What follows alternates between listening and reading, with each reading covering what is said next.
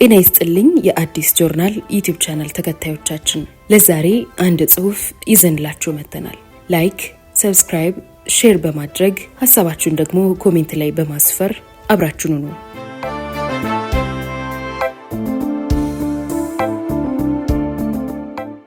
ሞረሽ የአብዮታዊ ሰራዊት ያሲምባ ፈተና።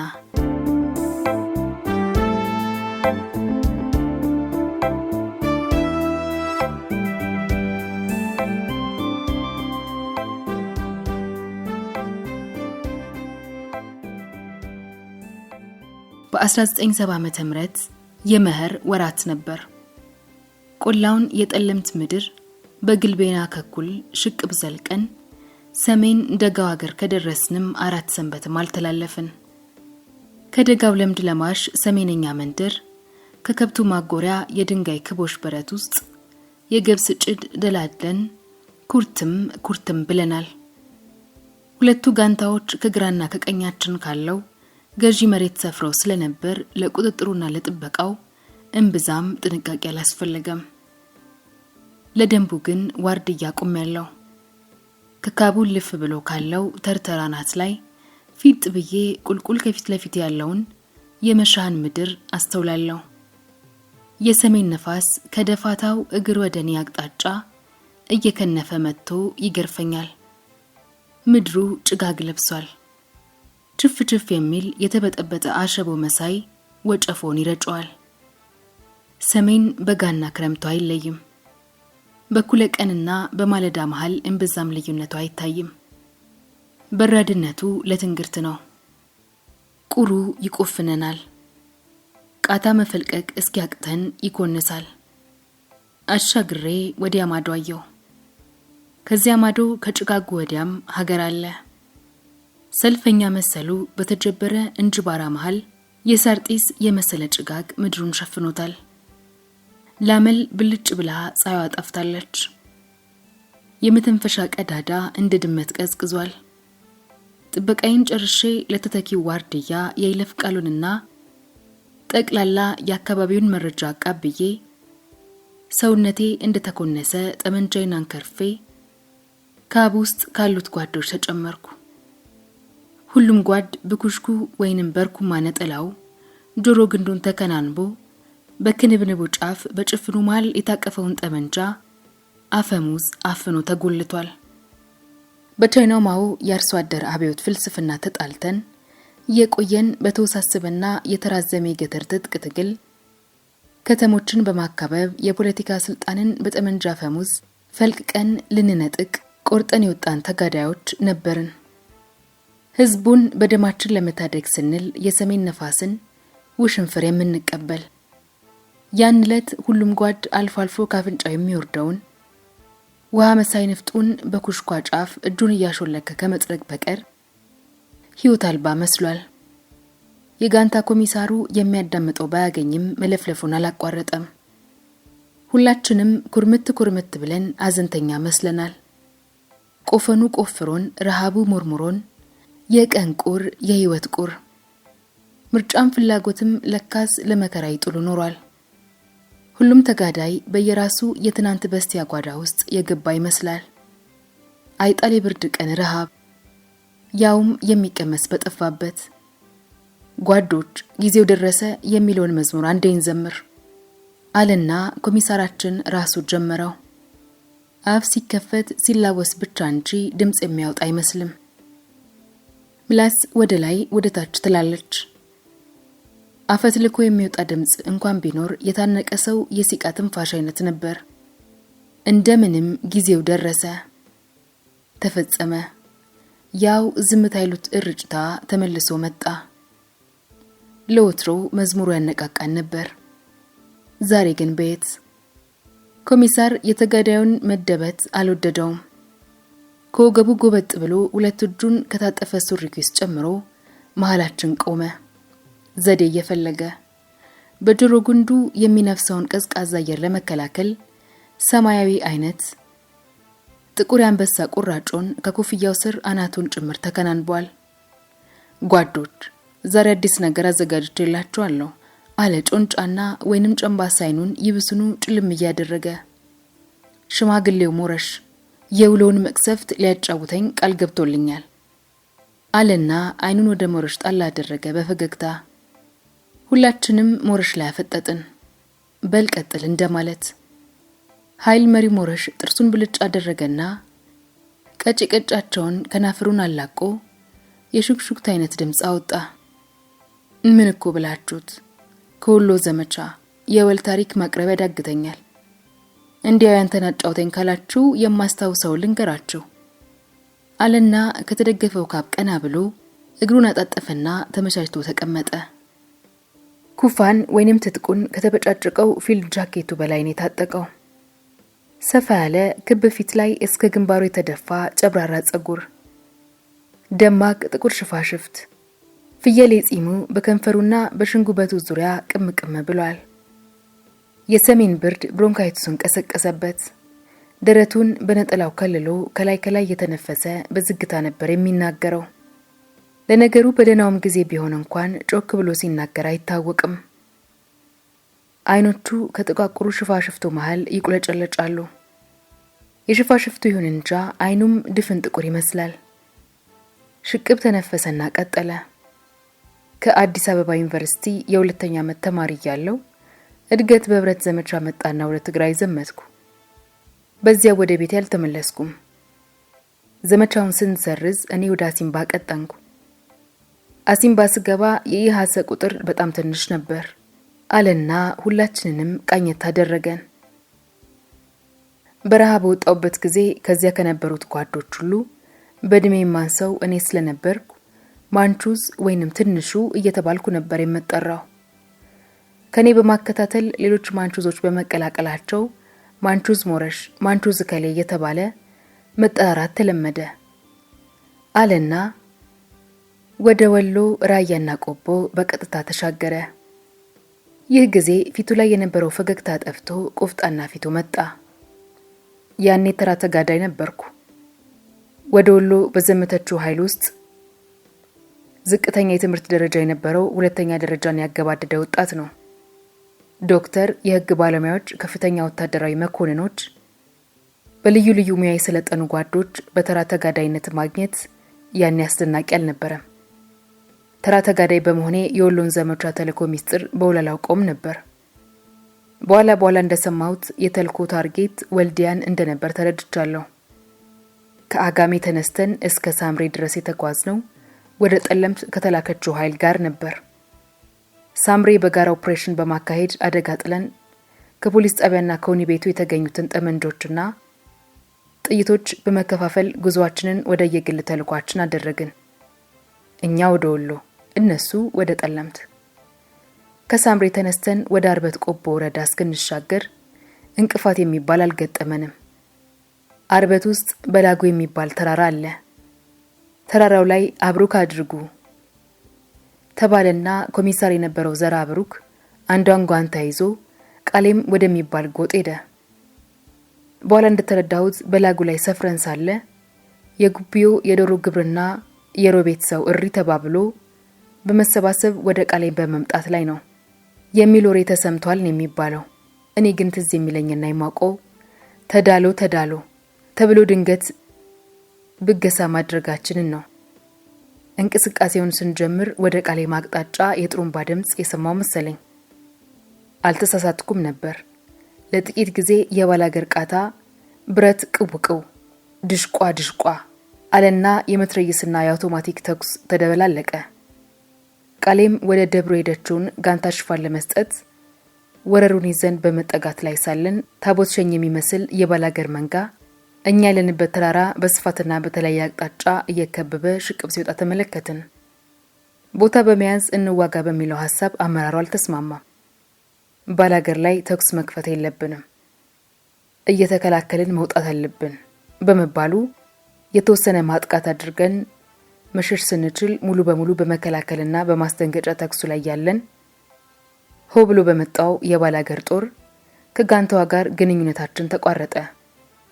የቀጥር ፀሐይን ሙቀት እየጠጣ ረጭ ብሎ የነበረው የአርበት ዙሪያ ተራራማ ጎጥ በባላገሩ የሪታ ጥሩምባና ከያቅጣጫው በሚፈነዳ ጥይት ተናወጠ። የተዘበራረቀ ሽብር ዙሪያችንን ያተራምሰን ገባ። ቆቦዬ ከየደብሩና ጌጡ እየዘለቀ የሰከረ አሳ እንዳያመልጥ የተባለ ይመስል ለማስደንገጫ የሚተኮስበትን ጥይት ከምንም ሳይቆጥረው ጠረሩን ለመያዝ ተሽቀዳደመ። ተጋዳይ የዝሆን ጆሮ ነው ያለው፣ አንዱን አንጥፎ አንደኛውን ለብሶት ያድራል እየተባለ ይወራባቸዋል በማለት ዋግ ውስጥ አንድ አዲ ወይንም መንደር ሰፈር ሳለ የሰማሁት ወሬ ትዝ አለኝ። ለአገሩ ለሰው ባዳ ፍጥሮች ሆነናል። ሲሄዱ አይታዩም። ከኋላ አደን አላቸው የሚባለውን ወሬ ለማረጋገጥ የሚሮረጥ እንጂ ወደ ሞት አፍንጫ የሚጠጋ ይመስልም ነበር የባላገሩ ሩጫ። ባላገር እየተከተለ ያሳድደናል። ብገሳው ሩጫ ቅልቅል ሆነ። እንደዚያም ቢሆን እየተጠባበቅን ሽፋን እየተሰጣጣን ስለነበር የምንጓዘው ጉዳቱ መጠነኛ ነበር። በእንደዚህ አይነቱ የተደነባበረ ጉዞ ላይ ያለን ጓዶች ቀርተዋል፣ ጓዶች ወደ ኋላ ቀርተዋል የሚል መልእክት ከኋላ ጀምሮን ያጠገብ ደረሰ። ጓዶች ቀርተዋል አልኩኝ ከፊት ለፊት የነበረው ጋንታ ኮማንደር። ከፊት የምትመራው የኛ ጋንታ ነበረችና መልእክቱ እዚያ ሲደርስ ቆመ። ሞረሽ 2 ጓዶች ያዝና የቀሩትን ጓዶች ጠብቃችሁ ተከተሉን። ዞብል ከመያዜ በፊት ተሻግረን ገባ ጋላ መድረስ አለብን። አብሩክ ማድረግ አንችልም አለና ኮማንደሩ ትእዛዝ ሰጥቶኝ የተቆራረጠችውን ኃይል ይዞ ገሰገሰ። 3 ያህል የሚሆኑ ወባ የተነሳባቸውና ቀላል ቁስል የቆሰሉ ጓዶች ጎራ ወርቄ ጉብታ ሲደርሱ ከፊታችን የቀደመችው ኃይል ወንዙን ተሻግራ የዞብልን ጠረር ጥግ ተያይዘው ነበር። ህመሙ ቢበረታባቸው የጓድ ከሌ ቤት የሚሉት መጠጊያ አልነበረም እና ጥርሳቸውን ነክሰው ነበር የሚራመዱት። አናታቸውን በኩሽክ ጠፍረው ወገባቸውን በነጠላቸው ግጥም አድርገው አስረው እየተጎተቱ ነው ጠረሯን ይወጧት። 2 ደቂቃ ለማይሞላ ጊዜ ትንፋሻቸውን ዋጥ ለማድረግ አብሩ ካደረጉና የጎራ ወርቄን ቁልቁለት እየተናወጡ ጀመሩት። እኔና 2 ጤናማ ጓዶች ኋላና ፊት ሆነን ዙሪያ ጥምጥም ከቦ እጃችንን ለመያዝ በመጉረፍ ላይ ያለውን የባላገር ወይንም ጠላት እንቅስቃሴ በጥንቃቄ እየተጠባበቅን በሽተኞችን አጅበን እናዝግማለን። ጉሮሯችን በውሃ ጥማት ክው ብሎ ከአፋችን ለሃጭ የሚመስል የሚያጣብቅ ነገር ነበር የሚወጣው። በተለይ በሽተኞቹ አይናቸው ጉድጉድ ብሎ ቅጠል መስሏል። ከፊታቸው ላይ የጣረሞት ገጽታ እንጂ ህይወት አይታይበትም። ወደ ወንዙ እየተቃረበን ስንሄድ ከዞብል አቅጣጫ የብረታ የተኩስ ልውውጥ ሰማን። ከኋላችን ስለቀረችው የተከበበች ጋንታ በድልሽ ያውጣሽ ብለን እየተጓዝን ሳለ ያልተጠበቀ አዲስ ጻር ከፊታችን መደቀኑ ስሜታችንን የበለጠ አሳከረው። ጌራ ወርቁ ማዶ እሳተ ነበልባሉን የሚተፋ የተንጣለለ የአፋር መሬት ይታያል። 7 ጋሪያን ይዞ ያለ ውሃ ምላሽ ዞብልን ወደ ጎን እየተወ ወደ ጨርጨር ጉባ ካላ ከተዳፋን ዙሪያውን ጥሩምባ እየነፋ ከቶ የሚያሳድደን የራያና ቆቦ ህዝብን አመለጥን ማለት ነበር። ሽሽታችን ወደ አፋር ምድር አቅጣጫ ያደረግነው ያለ ምክንያት አልነበረም። ለረጅም ጊዜ በራያና አፋር መሃል የቆየ ጠብ እንዳለ እናውቃለን። ከአለ ውሃ ምላሽ ዞብል ማዶ የጨርጨር አፋር አዋሻማውን የወንዝን ጥግ ይዞ ሽቅብ ወደ ዞብል ወደ ጉራ ወርቄ አላማጣና ቆቦ እየዘለቀ በመወርወር የገደለውን ገድሎ ሰልቦ የዘራረፈውን ከብት ነርቶ ሲመለስ፣ በሌላ ጊዜ ደግሞ ራያው ዞብልን አርጎ 7 ራጋያን ይዞ ወደ ቆላው ምድር ይወርድና አፋሩን ሲዘርፍ ኖሯል። የራያ ከብት ወደ አፋር ምድር አይወርድም። አፋሩም ወደ ራያው መሬት ለግጦሽ ከብቱን አያሰማራም። ተጠባብቀው በሚኖሩ ጠበኛ ጎሳዎች መሃል ያለውን ግጭት ተጠቅመን ለማምለጥ የነበርነው ተስፋ ያልጠበቀ እክል አጋጠመው። ለማምለጥ የነበረችን የመጨረሻዋ የተስፋ የወንድ በር ይቹ ነበረች። እሷን ብትሆን አፈሩ ተቀብሎ በሰላም ያሻግረን እንደሆነ ነበር። ለሁሉም እዚያ አልደረስንም። ከወዲሁ አዲስ ውጊያ በዞብል አቅጣጫ ተከፈተብን። ሰውነቴ ባለበት ራደ። የሚታየኝ ሁሉ ቅዠት እንጂ እውን አልመስል አለኝ። ምንድነው ይሄ ሁሉ ጉድ? ምን ማት ወረደ? ይላል አይምሮዬ መላልሶ ይጠይቃል አፌ ሳይላወስ፣ አንደበቴ ቃል ሳያወጣ አላምንም በማለት የማየውን ለመካድ ሞከርኩ። ነገሩ ግን እውነት ነበር። ከፊት ለፊቴ ጥንብ እንዳያሞራ ውር ውር የሚሉት ራያዎች ከጨፍራራው ቅቤ ጠገበው ጎፈሪያቸው የሚወርደው ቅቤ ባንገታቸውና በትከሻቸው ዙሪያ ያለውን የጥብቋቸውን ክፍል አጥቁሮታል። አይኔም ቀልቤም ስለተሳከረ ያለውበትና የቆምኩበት አካባቢ ይዝብራረቅብኝ ነበር። እጃቸውን የፊጥኝ ታስረው ካናታቸው በሚወርደው ደም ፊታቸው የተሸፈነ ጓዶች በወጠምሻ የራያ ጎረምሳ ጥበቃ ስር ያየው መሰለኝ። ቁጥራቸውን ግን ልብ አላልኩትም። ራሴ እንደመከላከል እንኳን ፋንታ አላገኘውም። ጠመንጃዬን ካናቴ በላይ አንስቼ እጄን እንደሰጠው ለምርኳ ሰፍስፈው የሚጠባበቁ የራያ ኮበሌዎች እየተንደረደሩ ጠመንጃዬን ለመንጠቅ ተረባረቡ። ከአናቴ በላይ ዋለውን ጠመንጃ ከእጅ ላይ ከትልበው እርስ በርሳቸው የኔ ነው በማለት ሲታገሉ ቁመቱ ዘለግ ደረቱ ሰፋ ያለ ግርማ ሞገሱ የሚያስፈራ ጠና ያለ ራያ ደረሰና ጠቡን አስቆመው።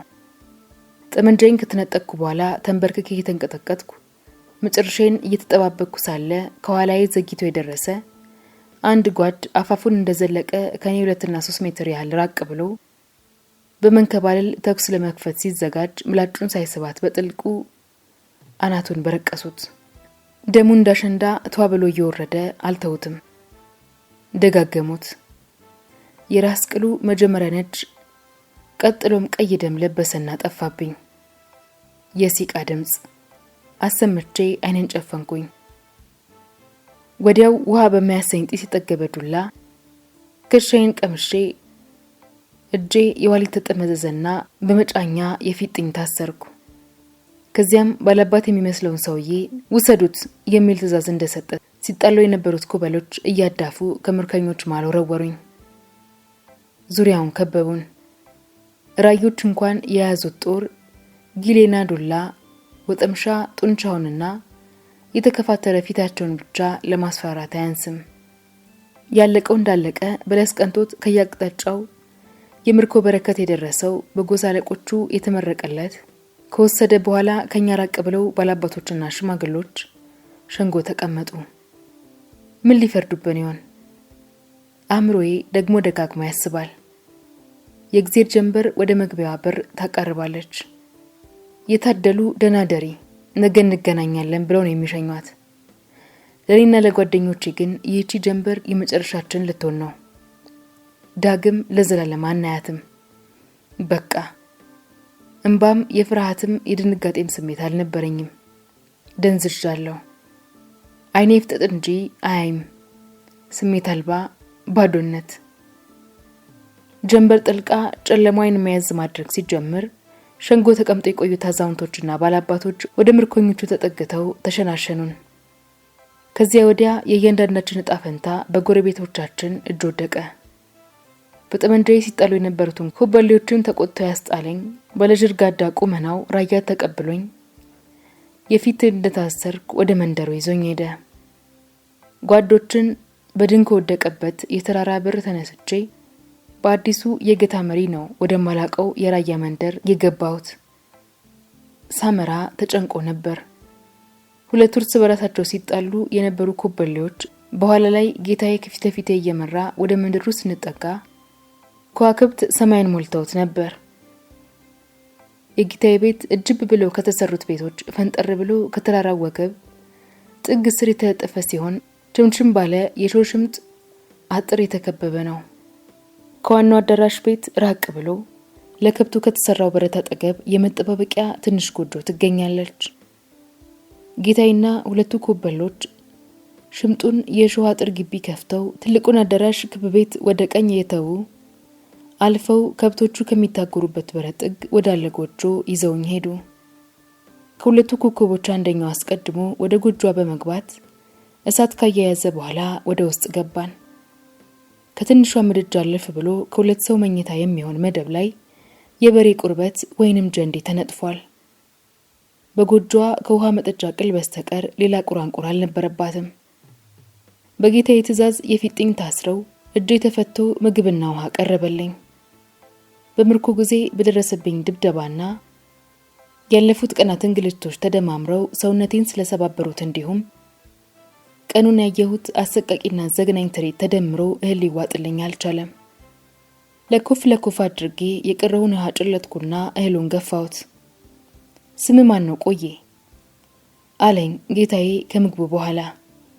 ሞረሽ አልኩት። ቆዬ የሚባለው የአነጋገር ዘዬ በዚህ አካባቢ የተለመደ ነው። ወርቅ ነው። ሞረሽ ጥሩ ስም ነው አለና ትንሽ ዝም ብሎ ሲያስተውለኝ ቆይቶ ሞረሽ አለኝ ድንገት። አቤት የኔ ምርኮኛ ነህ አለኝ። መልስ እየተጠባበቀ አንገቴን ደፍቼ ዝም አልኩ። ለዚህ አይነት ጥያቄ ምን መልስ መስጠት እችል ነበር? ሕይወትክን ከሞት ያቆየውልህ እኔ ነኝ። ይህን ተረድተሃል አለኝ ጌታዬ። አሁንም እኔን ትኩር ብሎ እያየ አላውቅም አልኩ አንገቴን እንደደፋው። ልታውቅ ይገባል። የራያ ሰው ጠላቱን ገድሎ መማረክ እንጂ ሰውየውን ማርኮ አያስቀርም አለኝ ፍርጥም ብሎ። የአርበት የጉቦዬና የሮቢት ሰው ከቃሌም ሰዎች የደረሰውን ሬታ ሰምቶ በጥሩምባ ሲከሰት አፋር እንደለመደችው ለዘረፋ መታ ይሆናል ብለን ቆየን። ከጥንቱም ጥሩምባና ጥሪ ሲሰማ በርበራችንን ይዘን መጠባበቃችን የአባታችን ስለቆየና ያልታወቀ ብረት የታጠቀ ጸጉረ ልውጥ ጥበቃችንን ጥሶ ለማለፍ በመሞከሩ ያየው ተፈጽሟል። የራያ ሰው ካልደረሱበት አይደርስም። ግና ጸጉረ ልውጦች ድንበራችንን ጥሰው ሲገቡ እንደ አፋር ሊዘርፉን ነው በማለት መቼስ ለንብረቱ ለመሽቶ ሲል ይዋጋል። ሆኖም ቀናው። ያው ድል አደረግን አለ ኮራ ብሎ። ከሀገሬው መሃል እነኚህን መምጫቸው ያልታወቀ ማቆየት አይሻም? እንጨርሳቸው ያለም ነበር። የተቀረው በደርግ ላይ ያመጡ ተማሪዎች ናቸው። ሸፍተው በትግሬ በረሃ ነው ይባዱት የሚል ወግ ሲያሰማ እንግዲያውስ ለደርግ እናስረክባቸው በማለት ለሁለት ተከፍሎ ሀገር ሲነነፋ ጊዜና ስምም ሲጠፋ ሽማግሌው መልሶ እንግዲህ እኛ የምንለው የለነ እነኚህን ሰዎች የማረከ ጎበዝ የከጀለውን ፍርድ ይበየንባቸው በማለት ተበተነ። በየተነሳ እኔ አንተን ተረክቤ ወደ ቤት ይዤ መጥቻለሁ። በኔ እጅ በመማረክ እድለኛ ነህ። ሕይወት ተርፋለች። ቢሻቸው ለደርግ አሳልፈው ቢሰጡ አልስተዚያም በገዛ እጃቸው ቢገሉ የተፈቀደላቸው ስለሆነ ሌሎች እጅ ብትገባ የወንድሞችን ጥዋ ቆይተህ ኖሮ በሕይወት የተረፍኩ እኔ ነኝ ማለቴም በየተነሳ ቆየ። ለማምለጥ ወይንም ለመጥፋት ሞክራለሁ ብለህ ብትነሳ አበሳ ይገጥማል። አገሬው ተማምሏል። ጸጉረ ልውጥ ሽፍታ የተበተነ ስለሆነ ሰው እንዳይለቅ ሲሆን ተነነፍሱ ይዛችሁ ለመንግስት አስረክቡ፣ አሊያም ገላችሁን ቢሆን እንድታስቀብሩት ተባብሎ ስለጨረሰ ልብ አድርግ። ከኔ ጋር የቆየ እንደሆነ ግን የውሉ አይደርስብህም። ደጅ የተከበረ ነው። አመልክ አማረ ኩናቴው ሲረጋጋ አይተን አሾልከን እንሸኝሃለን። አድምጠኸኛል አለና አንድ ቦታ ከተሰነቀሩ የማይላወሱ የሚመስሉትን ገራገር አይኖቹን ጣል አደረገብኝ። ጠይም ግንባረ ሰፊ ምጥጥ ያለ ፊት ያለው ጠና ያለ ግልድም ለባሽ ነው። አንገቴን ደፍቼ ቁርጥርጥ ብዬ ከተቀመጥኩበት መደብ ቀና ብዬ እግዜር ይስጥልኝ አልኩት። መልካም ይሁን በማለት ከተቀመጠበት ተነሳ። ግቤ ከጠጣው ግልድም በላይ ከተከናነበው ጥቅርሻ የመሰለ ጋቢ መሃል ፈርጣማ ክንዱን አውጥቶ ረጅም ሽመል ተመርኩዞ ተነስቶ ሲቆም የጎጆዋን ጣራ ሊነካት ምንም አልቀረውም። ደረተ ሰፊ ከባድ ሰውነት አለው። በል ባናልከኝ ሞረሽ ማደሪያ እዚህ ነው። ለሴቱና ለተቀረው ቤተሰብ እረኛ እንዳገኘው ስለማስታውቅ ነገሩ በሚስጥር እንዲሆን አደርጋለሁ። ሴቱ የሰማ እንደሆነ ለአንተም ሆነ ለኔ ለሀገሩ አይበጅም። ለወደፊቱስ የሚሆነውን አስብበታለሁ። ደህና ደር አለኝና ከአንገቱ ዝቅ ብሎ የጎጆዋን በር ከፍቶ በቀኝ እጁ የያዘውን ረጅም ሽመል እየጎተተ ሲወጣ ሁለቱ ኮበሎች ተከተሉት። ከተቀመጥኩበት መደብ ሳንንቀሳቀስ ትካዜ ገባው። እጅግ ብርቱና ጠንካራ የነበሩት ጓዶች ተጠናክረው ወደ ወሎ የተላከው የኢሃፓ ክንፍ በዚህ አይነት ተፈታ። የኔም መጣ ሕይወቴን በታደጋት በራያው ጌታዬ የሚወሰን ሆነ። የተጨቆኑ ህዝቦች አርነት ለማውጣት ከትግራይ ምድር አጋሚ አውራጃ ካሲምባ ተራራ ጥግ ተነስቼ ሕይወቴን እንዳፈቀደው ሊያደርጋት በሚችል ራያ ተማርኬ ባሪያ ሆኛለሁ። የከብት እረኛ። ወደ ቤቷ ስትጥልቅ ያየኋት የቀኗ ጀንበር ዳግም በምስራቅ ስትወጣ ነገ ላያት ነው። ቢያንስ ሕይወቴ እስከ ነገ ትቆያለች። ከዚያ ወዲህ የሚሆነው ደግሞ ነገ አስብበታለሁ።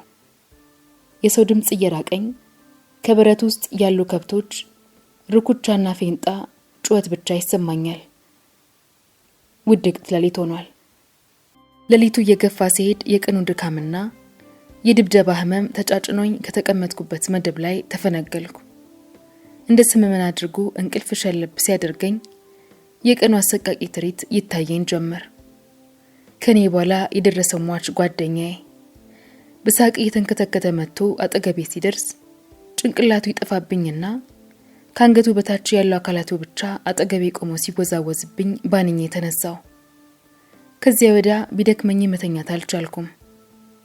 ሰውነቴ እየተንቀጠቀጠ ኩርምት ብዬ በተቀመጥኩበት ስለ ቀጣዩ ህይወት ያሰላስል ገባው።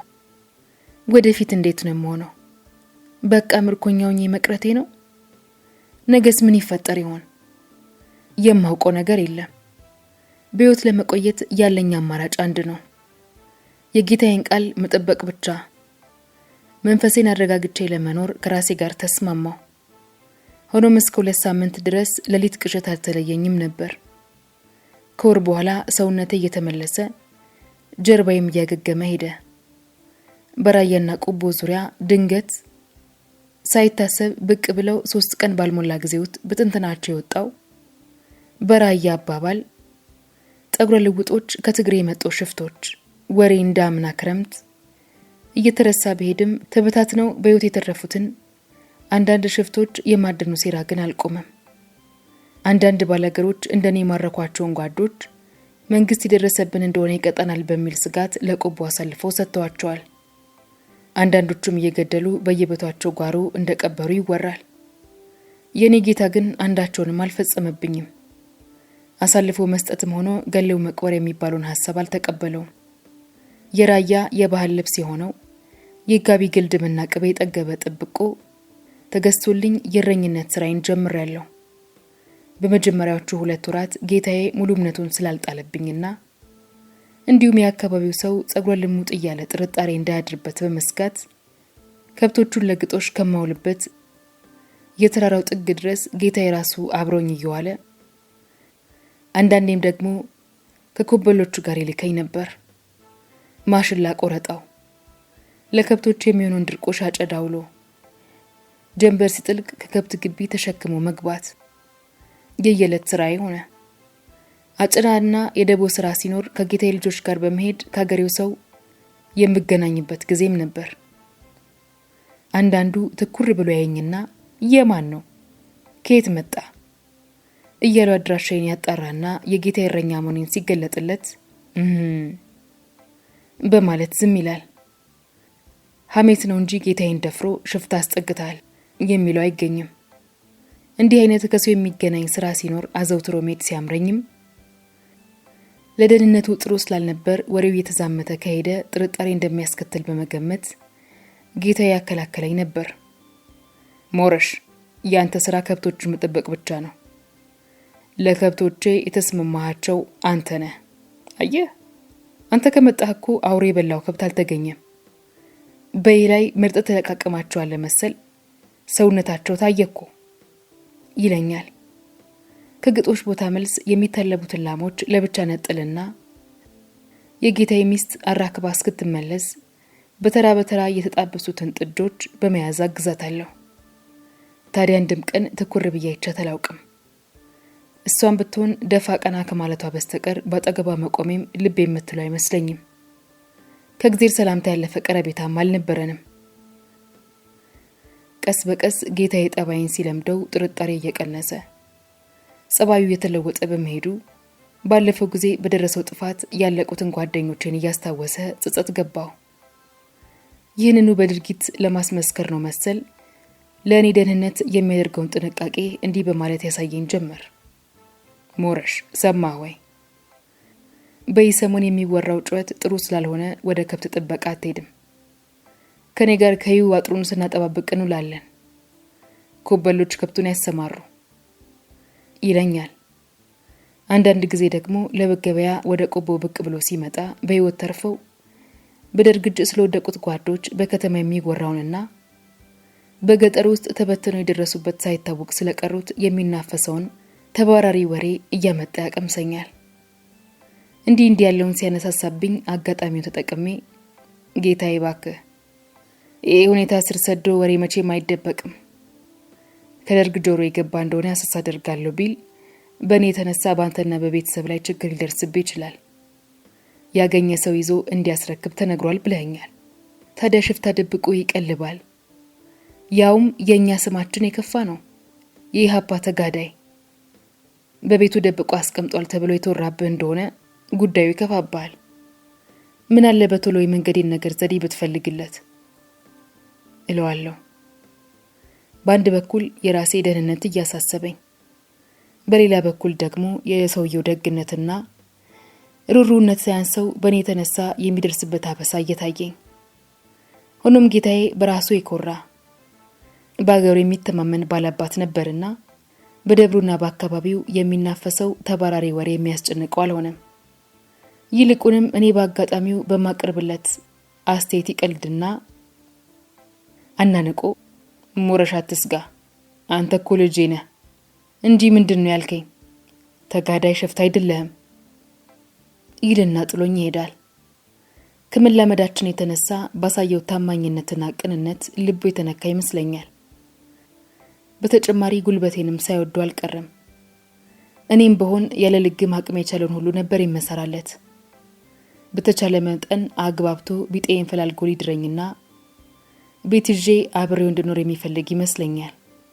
አንዳንዴ የመሄድን ነገር እንድረሳው የሚፈጥራቸው የፈጠራ ወሬዎች ሁሉ ያለ ምክንያት የማይሰነዘሩ እንደነበሩ ገምታለሁ። በጨዋታ መሃል ዛሬ ከሳምሬ የመጣ ሰው አግኝቼ ይለኛል። በጨዋታ የደረሰውንና በእናንተ አሰቃቂ ነገር ሳጫውተው እሱም መልሶ ያልታደሩ ተማሮች ለካስ ደርጌና አውቆ ነው በትግሬ በቀሩትም ላይ ዘምቶ ነበር፣ መቼስ አልተረፉትም አሉ፣ ጨረሳቸው፣ የተበተኑትንም እያሳደደ በመልቀም ላይ ነው አሉ በማለት አጫወተኝ ይልና ትክዝ ብሎ ለኔ ያዘነ በመምሰል አይ ገና ወደ ተስተፊትም ደና ቀና አይመጣም፣ እኔሲም ትግል ማለትን ወዲያ ትተህ እናትና አባት ካላገር ወደ ቤት አለዚያም እዚሁ ይሻላል ካልክኔም አይከፋኝ ሞረሽ ይለኛል። በየጊዜው ስለ ጉዞዬ እንዳላነሳበት ለማከላከልና ለማረሳሳት ሲጣጣር በማየት ሰውየው በዋዛ የማይለቀኝ ስለሆነ በራሴ ማድረግ ያለብኝን ዘዴ አውጠነጥናለሁ። ግን መልሶ ያው ድቅድቅ ጨለማ ነው። ከጌታዬና ከቤተሰቡ ተለይቼ ብቻዬን በመሆንበት ሰዓት በአእምሮዬ የተመላለሰ የሚመጣብኝ ያለፈው የተጋዳይነት ህይወቴ ብቻ ነበር። ከዚያ በፊት እንደ ሰው ከሰው ተወልጄ ከወንድምናት ከጓደኛ ከዘመድ ጋር ኖሬያለሁ። እንደ አቅሜ ማፍቅሬ ተፈቅሬ ያውቃለሁ። ሁሉንም በከተማ የኖርኩትና ያሳለፍኩትን ህይወት እንዳላስታውስ የሚገርድ ታሪክ ስለተፈጠረብኝ ከተጋዳይነት በፊት የነበረው ህይወቴን የማስታውስበት ቦታ አልነበረኝም። እኔው ራሴ በግድ ላስታውሰው ብዬ ካልፈለግኩት በቀር ድቅን የሚልብኝ አሲምባ ብቻ ነው። ሰገነይቲ፣ ዛላምበሳ፣ አዲሮ፣ ክልታውላሎ፣ የትግራይ ምድርና የኢሃፓ ተጋዳዮች ህዝቡ ውል ይልብኛል። ዳግም ተመልሼ የምደርስበት አልመስለ ሲለኝ እንባዬ ባይኔ ግጥም ይላል። በባርነቴ ጊዜ ለአንድ አፍታም እንኳን ቢሆን ቤተሰቦቼ የተወለድኩበትና ያደግኩበት ሰፈር ጓደኞቼ ትዝ ብለውኝ አያውቁም። ለምንድን ነው ጎበዝ ኢሃፓነት ልክፍት የሆነው? በሄዱበት የማይለቅ ከትብት ጋር ከመወለድ ጋር እንደተቆራኘ ትውልድ መንፈሱም ትዝታውም ከለከፈ የማይሽር ቀልብ የሚሰውር ምትሃት የሆነው ጌታዬን እንኳን ሳይቀር የሚያስደንቀው አልፎ አልፎም ገፍቶ የሚጠይቀኝ በጨዋታዬ መሃል ሳት ብሎኝ ስለ ዘመዶቼ አንስቼበት አለማወቄ ነው። ሞረሽ የሆነሳ ሆኖ እናት አባት የለህም ይለኛል። ጨዋታዬን ሰምቶ አሉኝ እለዋለሁ ፈገግ ብዬ። በህይወት አሉ? አዎ ይኖራሉ። በረሃ ሰው ጣልሞቱም ነበር ምን ነው ሳታነሳቸው? እነሱም እኮ ባላማ ከለወጥኳቸው እነሱንም እኮ ባላማ ከለወጥኳቸው ቆየው። አሁን የኔ እናትና አባት የድርጅት አላማ ሰፊው ህዝብና ጓዶቼ ናቸው ስለው ይሄ የማይረባ ጨዋታ ሄዶ ልጅ ከልጅነቱ አይዘልም የሚሉት ሐሰት የለውም ለካስ ይለኛል እጁን እያወናጨፈ። እኔም ፈገግልና አየጌታዬ ከቤት ከወጣው ብዙ ጊዜ ሆኖኛል። ከዚያ ወዲህ የደመርኳቸው በክፉም በደጉም ያገኘዋቸውን ተካፍለን ደስታንም ስቃይንም አብረን እየቀመስን ባላማ ተሳስረን የቆየነው ከኔ መሰል ጓደኞችና ከአርሶ አደሩ ጋር ስለሆነ ስለው ያቋርጠኝና ቢሆንም ከጨዋታ ሁሉ ይሄ ብቻ አይጥመኝም። ይልቅ የእናት አባት ጋር ዘመድ መሃል አላደኩም ብለ ገልጣህ አጫውተኝ በማለት ሲያደናቅፈኝ የተገዳይነትና የኢሃፓነት ትርጉም እንደኔ ባይሰርጸው ነው በማለት ጨዋታችንን በሌላ ተቀላልጄ እለውጠዋለሁ። አንዳንዴ ደግሞ ሞረሽ ይሄ እናንተ አላማ ያደነጋግረኛል። እናት አባትን ወንድምን የሚያስረሳ አላማ ተሆነ እንዴት ለማያውቀው ላልተወለደው የኔ ቢጤ አፈር ገፊ ፍቅር ብሎ ለመሞት ተዘጋጅቻለሁ የሚለው ነገር በመልሰው በቀልሰው አልረዳህ አለኝ ይልና መፋቂያውን ወጣ አድርግና ምራቁን ጥቅ ይላል። ለማስረዳት አንዴ ወዲያ አንዴ ወዲህ ያልኩ የቃላት ማር ስደረድር እሱን ለመጠየቅና ለጨዋታ እንጂ ለኔ መልስ ግድም የሰጠው ሳይመስል ከንግግሬ ውስጥ የሚገባውን የተወሰነውን ብቻ ተቀብሎ ሀተታውን ሁሉ በሜዳ ያስቀረዋል። ከአሲምባ ከወጣው መንፈቅ ሊሞላይ ነው። ወደ ጓዶቼ የመመለሱ ነገር እየራቀኝ በሄደ ቁጥር መንፈሴ እየተረበሸ አሜሌም እየተነጫነጨ ጨዋታዬና ደስታዬ እየቀነሰ መጣ። ከብት ጥበቃውዬ ወደ ቤት የመመለስበት ሰዓት ሳይታወቀኝ ያልቅ የነበረውን ያክል ከመሰልቸት የተነሳ ቀኗ ልመሽልህ ሌሊቱ አልነጋልህ ይለኝ ጀመር። ማታ ማታ ከጌታዬና ከልጆቹ ጋር የማሳልፈው የጨዋታ ጊዜ ስለሚያስጠላኝ ደህና ደሩ ትንሽ ብርድ እያለኝ መተኛቴ ነው በማለት በጊዜ ወደ ጎጆ ያመራለሁ። የስሜቴ መለዋወጥ ለጌታዬ ጭምር ታውቆታል። እኔን ለማስደሰት ሲል ጎጆዬ ድረስ እየመጣ ሲያጫውተኝ ቢያመሽም አብዛኛው ንግግሩን አልሰማለትም ነበር። አንዳንዴ ሲኮረኩረኝ ቢያመሽ የወትሮውን ሳቅና ፈገግታዬን ማሳየት ሲያቅተው ምን አግኝተሃል ሞረሽ? የሰሞን ደግሞ ፊታ ላይ በምሳ ይለኛል። መጨረሻ ያሳስበኛል ጌታዬ። ምን አስቸኮለ? መቼ ጀመርክና? ይስቅብኛል። ጌታዬ ምሬን እኮ ነው። በዚህ አይነት እስከመቼ?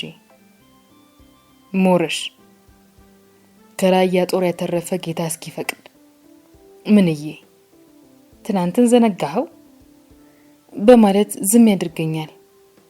የሄድኩበትን መንገድ አውቆታል። አንድ ቀን ከብቶቹን ግጦሽ ይዤ ስወጣ ዛሬ አብሬ እውላለሁ አለና ተከትሎኝ ሳለ መንገድ ላይ ሞረሽ ጓዶቼ የምትላቸው ሰዎች በህይወት ይኖር ይመስልሃል አለኝ። ጌታዬ የትግራይ ሰው እኮ እንደራያ ህዝብ አይደለ የት ይሄዳሉ አልኩና በነገሩ ጋር ሳደርገው ደረቅ ፈገግታ ሳየኝና ጊዜው ረዘመ ብዬ እኮ ነው ቦታ ቢለውጡ ሀገር ቢለቁ የት ብለህ ታገኛቸዋለህ? ጠይቄ ደርሳለሁ። ሀገሬው የሚሄዱበትን ያውቃል ብለህ ነው? የትም ቢሆን ፈልጌ ያገኛቸዋለሁ በይርኩ እንጂ አልኩና ትክዝ አልኩ። እንደፈቀድክ አለና አንገቱን ሰብር አድርጎ በትካዜ ስሜት እንዲህ አለኝ። ሞረሽ የሰሞን አመለ ሲለዋወጥ ጓዶቼ የምትላቸውን ሰዎች በመናፈቅ እንደሆነ ተረድቶኛል። በመቆየት መልመድ አይቀርምና የው እኔው ጋር ብትለምድልኝ ብዬ በዘዴ ሰንብቼ ቆየ። የኔ ክጃሉት አልሆነም። አንተን ከማስለመድ ቆቅ ማርባት ይቀለኝ ነበር። መቼም የከጀልኩት ባለመያዙ ሀዘን ቢገባኝም ወንድሞቼ ወደምትላቸው ሰዎች እንድትሄድ ወንዝ የሚያሻገሩ ነኛ ሰው በማፈላለጉ ላይ ነኝና አትቆዝም።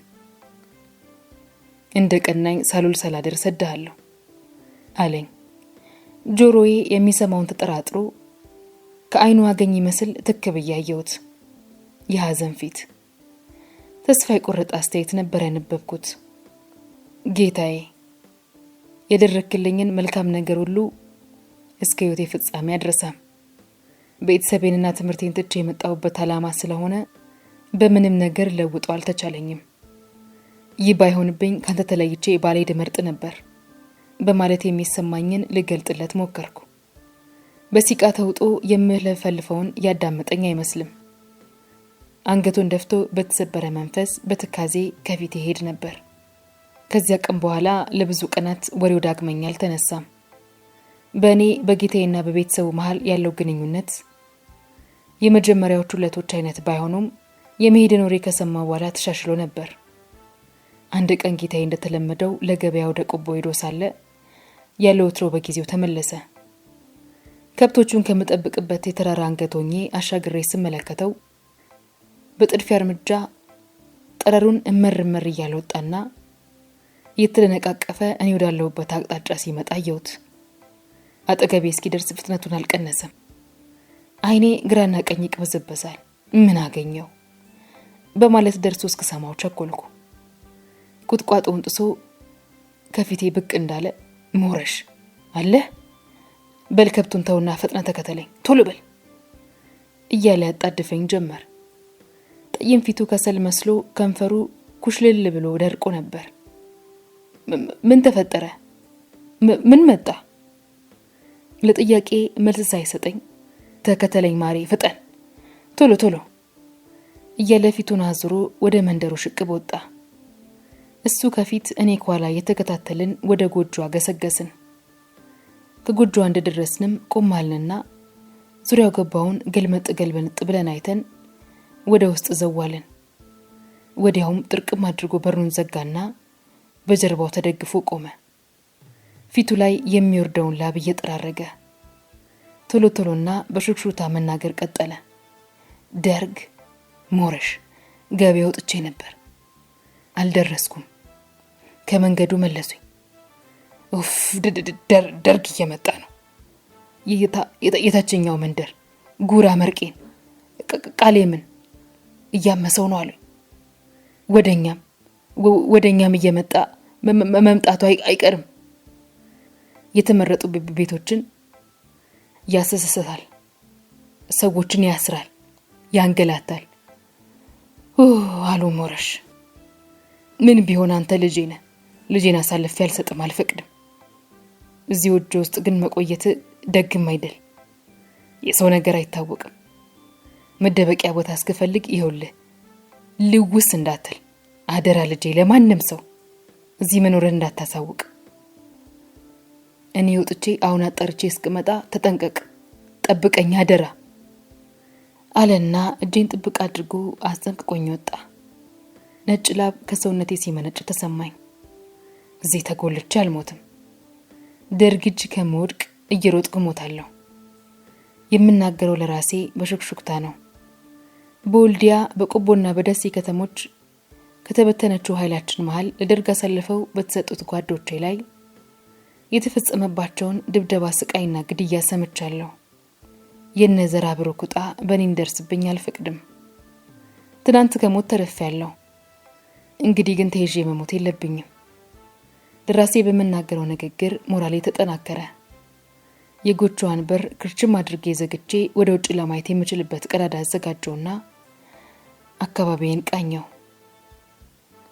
የጌታዬን መምጣት እጠባበቅ ጀመር። መቼ ምንም ቢፈጠር ጌታዬ ቃሉን አጥፎ አሳልፎ አይሰጠኝም እልና መልሼ ደግሞ ስጋትና ፍርሃት የሚለቅ ስሜት ይመላለስብኛል። በግምት ከአንድ ሰዓት በላይ ይሆናል። ጌታዬ የሽምጡን አጥር በር ከፍቶ ወደ ዋናው ቤት አቅጣጫ ሲያልፍ በቀዳዳ አየሁት። ብቻውን አልነበረም። ከኋላው ክላሽናቸውን መዝነው በተጠንቀቅ የሚጓዙ ሁለት ቅጥልያ ዩኒፎርም የለበሱ ወታደሮች ነበሩ። አንደኛው ወታደር በአንድ እጁ በያዘው ዱላ መሳይ አለንጋ ከጌታዬ ጀርባ ላይ ሲያሳርፍ አየሁት። እሺ ሲል የጌታዬ ድምጽ ጆሮዬ ጥልቅ አለ። ሞረሽ የት ነው ያለው እያለ እየተጣራ ጌታዬ ወደ ትልቁ አዳራሽ ቤቱ ይዟቸው ገባ። በዚህ አጋጣሚ የትንሿን ጎጆ በር ከፍቼ ፈትለክ ብዬ በጓሮ በኩል የከብቱን በረት አልፎ ያለውን እሾህ አጥር ዘልዬ ተፈተለኩ። ጌታዬ ከዋናው ቤት ቀጥሎ ወደ እኔ ወደ ነበርኩበት ጎጆ እንደሚመጣ እርግጠኛ ነበርኩ። የሆነው ይሄው ነበር። ከጌታዬ ግቢ ወጥቼ የተረተሩን አንገት ደፋ እንዳልኩኝ የጥይት ድምጽ ከኋላዬ ተሰማ። አለቀልኝ፣ በቃ ይተውኛል። በሙሉ ባሳሽ ወታደር ተጥለቅልቋል። ምልክት መስጠታቸው ነው ማለት ነው። የትም ብገባ አላመልጥም የሚል ስጋት ልቤ ውስጥ ቢገባም ሩጬን አላቋረጥኩም። የራየው ሽርጤ እንደ ልቤ ያላስወጥ ቢለኝ ከጉልበቴ በላይ ሰብስቤ በጥርሴ ነከስኩና የውር ድምሬን ዱሩን ጣስኩት። ከጎጆውና ከመንደር ምን ያህል ርቄ እንደሄድኩ አላስታውስም። እየተደነባበርኩ ስሮጥ ድንገት ያልታሰበ እንቅፋት ቢያናገለኝ ተወርውሬ በአፍጢሜ ጥሻው ማል ወደቅኩ። ደግሜ ያልተነሳውም። ትንፋሼ ቁርጥ ቁርጥ እያለ ውጋት ጎኔን ሰትሮ ይዞኝ ስለነበር መውደቄን በአንድ በኩል እንደ ግልግል ነበር የቆጠርኩት። በዚህ ላይ አውራጣቴ ተገልፍጦ ደም እየፈሰሰኝ ስለነበር ደሜን እያዘራው መሮጡ ለሚከታተሉኝ ወታደሮች አቅጣጫውን ማስተዋወቅ ሊሆን ስለሚችል ከመንገዱ ወጣ ያለ መሰለኝ ጥሻ ውስጥ ገብቼ የሚደማው ቁስሌን ግጥም አድርጌ ከነጠላው ግልድሜ ላይ ቁርጭ ያሰርኩና በጀርባዬ ለጥ ብዬ አዳምጥ ጀመር። ከ15 ደቂቃ በኋላ ይሆናል ከኋላዬ ወደ ጎጆ አቅጣጫ ድምድም የሚል ሩጫ ኮቴ ሰማሁ። አከታትሎ ጌታዬ ሞረሽ ሞረሽ እያለ ሲጣራ ድምጹ ጆሮዬ ውስጥ ገባ። የተደበቁበት ቦታ ከተራራው ዝቅ ያለ ስለነበር ከላይ የሚመጣውን ለማየት ብዙም ቀና ማለት አላስፈለገኝም። ካናቴ ቀና ብዬ ሳይ የቅድሞቹ ወታደሮች በግራና በቀኝ ሆነው ጌታዬን ጆሮን በያዙት አለንጋ መሳይ እየጠበጠቡ ሲነዱት ተመለከቱ። ጌታዬ ንብ እንደነደፈው ሰው ጆሮን እያራገፈ በሁለት እጅ አንገቱን ይዞ ነበር የሚጣራው። ሞረሽ ሞረሽ እያለ የተደጋገመ እየተጣራ እኔ ባደፈጥኩበት ቁጥቋጦ አቅጣጫ ሲጠጋ ቅጠል ከለላ አድርጌ ለጥ ብዬ ተንጋለልኩ። መሬቱን ድም እያደረጉ የሚያልፉትን ቁጥቋጦ በአፈሙዝ ገለጥ ገለጥ እያደረጉ ባኔቴ በኩል ወረዱ። ለጥቂት ደቂቃ ያህል ርቀውኝ እስኪሄዱ ጠበቅኩና ተነስቼ ወደ ሌላ አቅጣጫ አሳብሬ ለመሄድ አሰብኩ። በኋላ ጥርጣሬ አእምሮዬ ውስጥ ገባ። ምናልባት እነዚህ ሰዎች ፈልገው ሲያጡኝ ተመልሰው ቢመጡና ያገኙኝ እንደሆነስ አልኩና ጀንበር እስክትጠልቅም የትም ላለመንቀሳቀስ ወስኜ ለጣልኩ። አሁንም በግምት ከ15 ደቂቃ በኋላ በዚያው መንገድ ወታደሮቹ በሄዱበት ሁኔታ ጌታዬን እየደበደቡት ተመለሱ። ጌታዬም እባካችሁ ስለ ወንድ ልጅ ተውኝ፣ ከቤት ቆይ ያልኳችሁ፣ ምን እኮ ከቤት ላምጣው በማለት ይናዘዝ ነበር። አንደኛው ወታደር ቆይ ዋጋውን ስንሰጥህ ያኔ ተወልደዋለህ ሲል ሰማሁት። ጌታዬ በኔ ጦስ የደረሰበት ስቃይ ቢያሳዝነኝም ወጥቼ ራሴን አሳልፌ ልሰጥለት ግን አልደፈርኩም። ምንም የሚፈጠር ለውጥ አልነበረምና ከተደበቅኩበት ሆኜ ያዘንኩለት።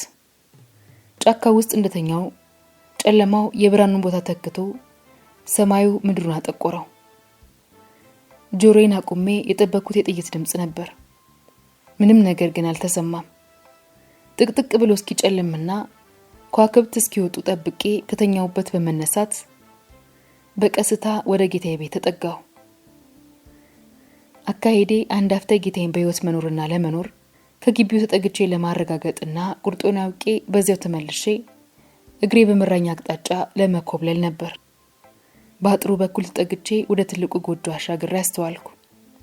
የብርሃን ጭላንጭል በአዳራሹ የሳር ጎጆ ግድግዳ በቀዳዳው ሾልኮ ይታያል። በአካባቢው ከኔ ኮሽታ በስተቀር የሚንቀሳቀስ ህይወት ያለው ነገር አልነበረም። በቀስታ የስርቆሽ በሮን አጥር ከፍቼ የከብቱን በረት ጥግ ጥጉን እየታከክ ወደ ጌታዬ አዳራሽ ተጠጋሁ። ዞር ብዬ አጣራውና በቀዳዳ ጨንቁሬ ወደ ጎጆ ውስጥ ስመለከት ጌታዬ አንገቱን ከጉልበቱ መሃል ከቶ ከምድጃው ዳሩን እግሩን አንፈራጦ ተቀምጦ መሬቱን ሲቆረቁር አየሁት። አንጀቴ ተላወሰ። የመጣሁትን አግኝቻለሁ፣ አረጋግጫለሁ። በዚያው ብስ ብሎ መሄድ ግን አቃተኝ። ከግድግዳው እንደተለጠፍኩ ጥቂት ደቂቃዎች በቀረዳ እያስተዋልኩ ሳምንት ታቆየውና በአካባቢው ምንም ድምጽና የተለየ ነገር አለመኖሩን ገልመጥ ብዬ አጣርቼ በድፍረት ወደ ጎጆ በር አመራሁ። ቀስ ብዬ የጎጆውን በር ገፋ አደረግኩት። በጥብቅ ያልተዘጋ ኖሮ ተከፈተልኝ።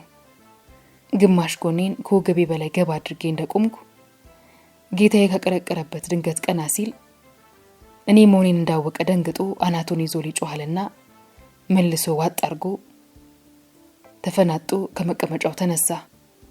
ቢጮ ኖሮ በመጣሁበት ሮጬ ለመሄድ ተዘጋጅቼ ነበር። ከምድጃው ዘሎ እንደተነሳ እጁን ዘርግቶ እቅፍ አደረገኝና አንገቴን ይዞ ስቅስቅ ብሎ አለቀሰ። ሞረሽ ይቅር በለኝ አለኝ በሹክሹክታ። ሁለተኛ ጊዜ ላስገድል ነበር። ከዛሬ ነገ ሰዳለው እያልኩ ሳለው ያልታሰበ ነገር ገጥሞኝ አሳልፌ ህይወትህን ልሰጠው ቆየ። የንጹህ አምላክ አተረፈ አለና አለቀሰ። ለመጨረሻ ልሰናበትን የመጣሁት አልኩና እምባዬ ባይኔ ግጥም እንዳለ በእኔ ምክንያት ልትሞት እንደነበር የደረሰብህን ድብደባና ስቃይ ሁሉ አይቻለሁ ስል ትከሻዬን ይዞ እየገፋኝ ከጎጆ ይዞኝ ወጣ። ከኋላ መዝጊያውን መለስ አደረገና ወደ አዳራሹ ታዛጀኝ እየጎተተ ተጠጋ። ሞረሽ የለም፣ ፈጥሞ አይደረግም፣ በይ አይነት መሄድ የለብህም። ሲሆኑ ነኛ ሰው ይገኛል፣ አልያም እኔ ነኝ ራያን ማሻግርህ፣ በልማ ጠብቀኝ አለና ወደ ቤት ተመልሶ አንድ ሰዓት ያለው የጉቶ ጉማጅ ይዞ ብቅ አለና ተከተለኝ ብሎ በጨለማ ውስጥ እያቆራረጥን ከግቢው ወጣን። ከዚህ ቀደም ልብ ብያይቼው የማላውቀው ጎጆ ከመንደሩ ውጪ ራቅ ብሎ ጥሻ ውስጥ ነበር። ቀስ ብሎ መዝጊያውን ከፈተና ወደ ውስጥ ይዞኝ ገባ። ጎንበስ ብሎ የተዳፈነውን ምድጃ ጨርጨር አደረገና እሳት አቀጣጠለ። ከጎጆው ጥግ ከፍ ብሎ የተሰራ ቆጥ መሳይ ይታያል። ሞረሽ አለኝ እሳቱን ካያያዘ በኋላ። ንገረኝ ማ ለመሆኑ የት ነበርክ? በማለት በድንጋጤ አፉን ከፍቶ ያስተውለኝ ጀመር። ሁሉንም አጫወትኩት። አጀብ ያምላክ ያለ ምን እኮ ትረፊ ያላት ነፍስ አጀብ ሲል ቆይቶ ወደ ጉዞ ተመለሰ። የምሸኝን ይሁንኝ ብያለሁ። እስተዚያው ከሰው አይን ተሰውረህ መቀመጥ ስለሚገባ እዚሁ እንድትሰነብት ነው ያመጣው። ከኔ በቀር ይህችን ጎጆ የሚከፍታት አይገኝም፣ አትስጋ። ልጆቼ እንኳን ቢሆኑ በአዝመራው ራት ካልሆነ ወደዚች ቦታ አይዘልቁ አለኝ። ያን ሌሊት ስለ ጉዞ እቅድ ስናወጣ ነጋ ነው። ምስጢራችንን በሁለታችን ብቻ አድርገን ቀለቤን ጌታዬ ያመላለሰልኝ ተከራቸምኩ። በተሰወርኩ በሶስተኛ ቀን ምሽት ላይ ጌታዬ እንደልማዱ ከጎጆ አበር ሲጠጋ ሁለት ጊዜ አሳለና በሶስተኛው ሞረሽ አለኝ። አንድ ጊዜ ከቆጤ ላይ ወርጄ የጎጆዋን በር በጥንቃቄ ከፈትኩና በመዝጊያው ተጠልዬ ቆምኩ። ጌታዬ ጎንበስ ብሎ በሩን ጥልቅ ሲል ከኋላው አንድ በእድሜ ጠና ያሉ ቄስ ቢጤ ተከትለውት ገቡ። ጥቁር እንግዳ ይዤብህ መጣሁ፣ ተሳድረን አለ አለኝ ፈገግ እያለ እኔን ለማረጋጋት። በአንድ እጁ ራቴንና ለማማግ የሚሆን ወተት በግራሬ ይዞ በትከሻው ደግሞ በከረጢት የተቋጠረ አንድ ነገር አንጠልጥሏል። ድንግጥ ብዬ ወደ ቄሱ ጠጋ በማለት ጎንበስ አልኩ። የእጃቸው መዳፍ እንደ መስቀል አሳይመውኝ ጌታዬን ተከትለው ገመድጃው ጥግ አረፋሉ። ወደ ቆጡ እንዲወጡ ባመላከታቸው የለ አይሻኝም፣ ሲያቄል ነው ተመልሼ የሚሄድ ነኝ። ሞረሽ እኛ አባታችን አደራቸውን ወደ ማይጮ ይወጣሉ። ማይጨው ወደ ሳምሬ የሚያሻግር ሰው እንደሚፈልጉልህ ቃል ገብተውልኛል። ሲሆን ራደን ከተሻገርክ የከፋ ነገር አይገጥምም። ወሬው እየራቀ ስለሚሄድ አይኑን የሚያተኩርብህ አይገኝም። ለማናቸውም ከማይጨው እስክትልቅ ከአባቴ እንዳትነጠል። ለወጉ ነው እንጂ አሁንማ እኮ ከኛ ሰው ወዝን ለይቶ የሚጠረጥር አይገኝም። ለመንገድህ ጥቂት ስንቅ መሳይ አስቋጥሬ ይላለሁ። ምን ያረጋል፣ ያሰብኩት ብዙ ነበር። ሰው ያለው ቀርቶ እግዚአብሔር ያለው አሉ። ያልተሰበ ነገሩንና በአስቸኳይ በመሆኑ የረባ ነገር አላዘጋጀሉም። ይችን ማይጨው ስትገባ ቢሻ ጨርቅ ትለውጥበታለህ፣ አለበለዚያም ለስንቅ ታግዛለች አለና 20 ብር ጠቅልሎ አስጨበጠኝ። ከእናትና አባቴ ቤት ወጥቼ ዘመቻ ሲሄድ አላለቀስኩም፣ አልፈራሁም፣ አልተሸበርኩም ነበር። በጌታዬ ንግግር ይሁን ድርጊት አላውቅም፣ አንጀቴ ተላወሰ። መለየት ምን ያህል ይጨንቃል! ሊገልህ የነበረ ሰው ከሞት ታድጎ ከ6 ወር በላይ አንድም ቀን ሳያስቀይመ በአቅቦ ተንከባክቦ ከክፉ ሁሉ ጠብቆ ላንተ ሲል ህይወቱን ለሞት የሰጠን ሰው መለየት እንባዬን ብታገለውም ላስቀረው አልቻልኩም። ወረደ። ከቆየሁበት የመንፈቅ ዕድሜ የተጋዳይነት ወኔ የተሰለበ መሰለኝ። ከእናቱ እንደሚነጠል ሕፃን ባባው። ጌታዬም ከኔ ብሶ ነበር። ከጥብቆ በላይ አዛንፎ በለበሰው ጋቢ ጫፍ አፍንጫውንና አይኑን ያባብስ ነበር።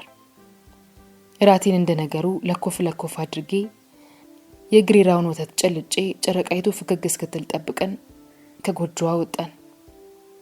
የጌታዬን መንደር ወደ ግራ እየተውን የተረተሩን ጥግ እያደረግን ገሰገስን። ጌታዬ የተረተሩን ቁልቁል ወርደን ዞብል እግር ስንደርስ ከሞት ያቆየ ፈጣሪ ይከተለ አለና ካይኑ የሚወርደውን እንባ እየታገለ ትከሻዬን ግራና ቀኝ ስሞ ተመለሰ። ዞብልን ጥጉን ወደ ቀኝ እየተውን ጎል ይቀድ ሲል ማይጨው ገባን። የጨረጋ ጉዞ በመሆኑ ነው እንጂ ረጅም ርቀት ነው የተጓዝነው። ከማይጨው ወደ ሳምሬ የሚሄድ ሰው ሞልቷል። ሆኖም ሁነኛ ሰው ካልተገኘ አጉል ነገር ቢፈጠር አደራ በሊታ ለመሆን አባ ባለመፈለጋቸው ማይጨው ውስጥ የሚያውቁትን ቄስ ጠይቀውልኝ በደጀ ሰላም ለ5 ቀን አደርኩ። በመጨረሻም ሁነኛ ሰው በመገኘቱ አባን ተሰናብቼ ወደ ሳምሬ ተሻገርኩ። ሳምሬ ከ6 ወር በፊት ኦፕሬሽን ያደረግንባት ከተማ ነች። ከከተማይቱ ጋር ከ6 ወር በፊት ትዝታ መጣብኝ።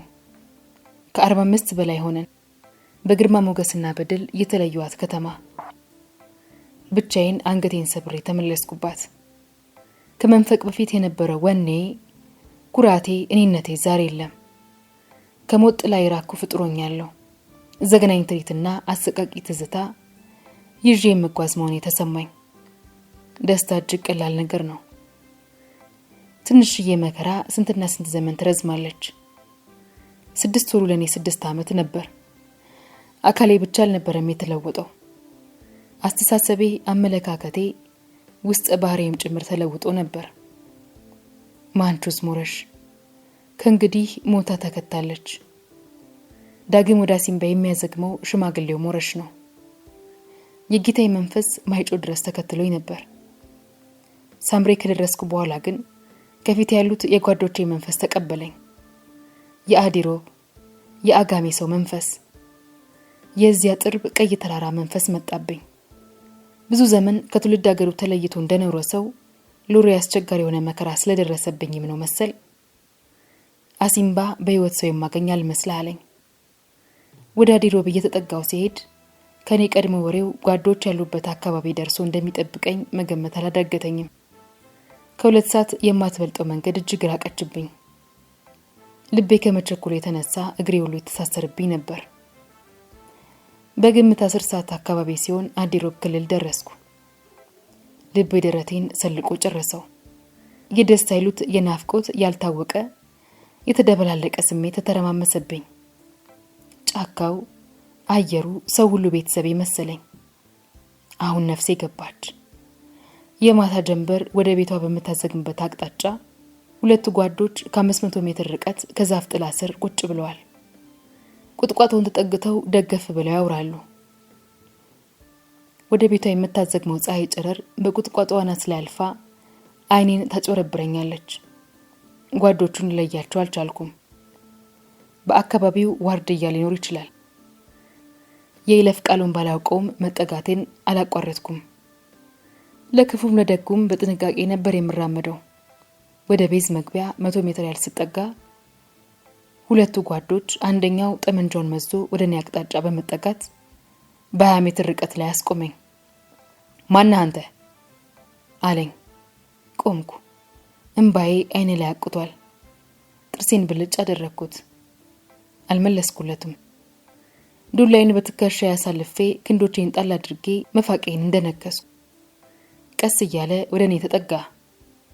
10 ሜትር ያህል እስኪቀረው እንኳን አላወቀኝም። ማነህ አንተ? ከየት መጣህ? ምን ትፈልጋለህ? አለኝ። ጥያቄውን አወረደው በቁጣ ሳይሆን ግር በተሰኘ አስተያየት። ከእግር እስከ ራሴ እያየ አለባበሴ ያደናገረው ይመስላል። ሞረሽ ነኝ። የራሴ ስም ካፌ ሲወጣ እንግዳ ቃል የተናገርኩ መሰለኝ። ድምጼ ጎርኖ ነበር። ሞረሽ ሞረሽ። ድምጹ እየሰለለ ወደ እኔ ተጠጋ። ጠመንጃውን ዘቅዝቁ አንገቴ ላይ ተጠመጠመብኝ። ረጅም ጊዜ ተቃቅፈን ተላቀስን። እኔን ለቆ አከታትሎ ጥይት ወደ ሰማይ ተኮሰ። ተበታትነው ተቀምጦ የነበሩት ጓዶች ከያሉበት መሳሪያቸውን ድረው ወደኛ ሲመጡ ከጠፋው መንጋ አንዱ በግ ተገኘ፣ ሽማግሌው ሞረሽን ይዩት፣ እንደገና ለትግል አሲምባን ጆይን አደረገ አላቸው። በደስታ ሲቃ ሰክሮ ነበር።